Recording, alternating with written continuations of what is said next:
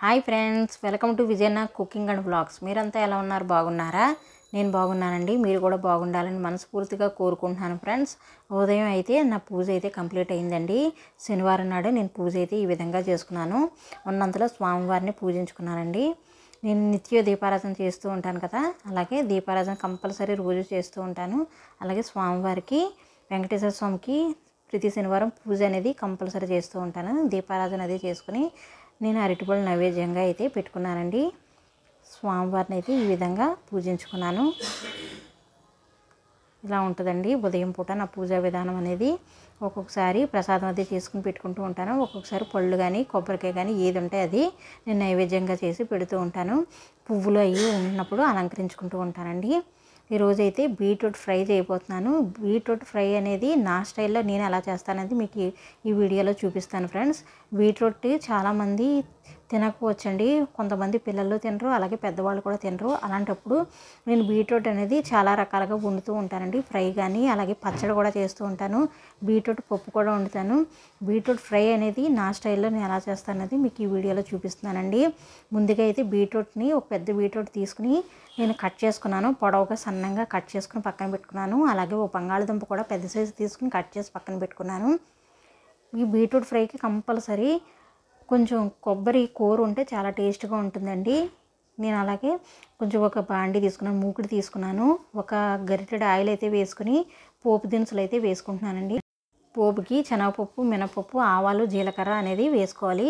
బీట్రూట్లో compulsory కొంచెం అల్లం ముక్క వేసుకుంటే టేస్ట్ బాగుంటుందండి. కంపల్సరీ అల్లం ముక్క అనేది చిన్నది కోసి కట్ చేసి వేసుకుంటున్నాను.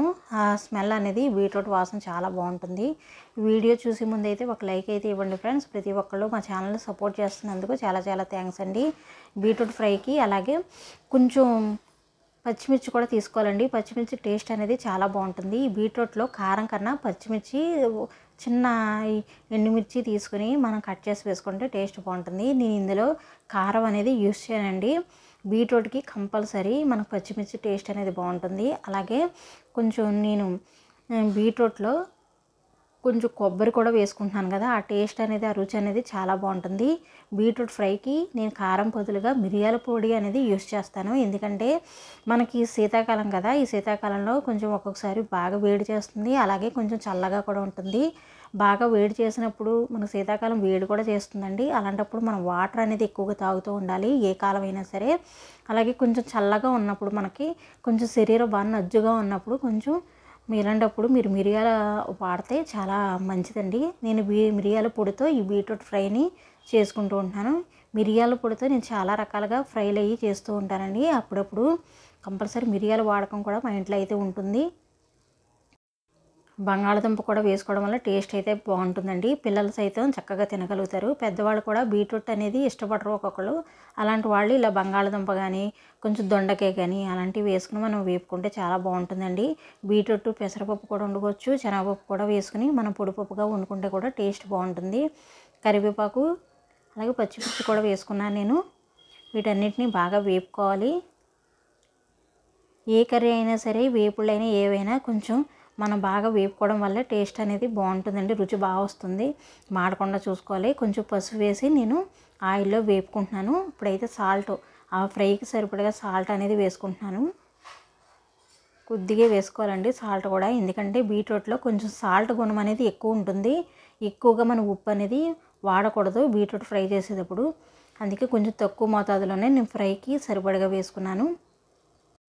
కొంచెం రక్తహీనత ఎక్కువగా ఉన్నవాళ్ళు ప్రతి ఒక్కళ్ళు ప్రతిరోజు అంటే 2 డేస్కి ఒకసారైనా బీట్రూట్ని ఏదో ఒక రూపంలో మన ఫుడ్లో తీసుకున్నట్లయితే రక్తహీనత అనేది చాలా వరకు కంట్రోల్ అవుతుందండి. నేను కొబ్బరి పొడి కూడా వేసుకుని బాగా వేపుకుంటున్నాను ఫ్రెండ్స్.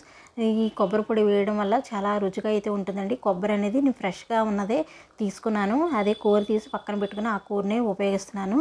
నేను డ్రై కోకోనట్ అయితే వాడనండి, ఎందుకంటే కొంచెం దగ్గు వస్తుంది. దానివల్ల ఫ్రెష్గా ఉన్నది వాడుకుంటేనే టేస్ట్ బాగుంటుంది. మిరియాల పొడి కూడా వేసుకుని బాగా వేపుకోవాలి. కారం బదులు మిరియాల పొడి చాలా రుచిని అయితే ఇస్తుంది. ఒకసారి ట్రై చేయండి ఫ్రెండ్స్. ట్రై చేయలేని వాళ్ళు ఎవరైనా ఉంటే. నేను బీట్రూట్ని కోరి ఒక్కొక్కసారి ఇడ్లీల్లో కూడా వేస్తూ ఉంటారండి. ఇడ్లీ పైన అలాగే వేసి కొంచెం ఆవిరి మీద ఉడికిన తర్వాత వాటిని తింటూ ఉంటాము, కొంచెం నెయ్యి చుక్క వేసుకుని. అలా కూడా టేస్ట్ బాగుంటుంది.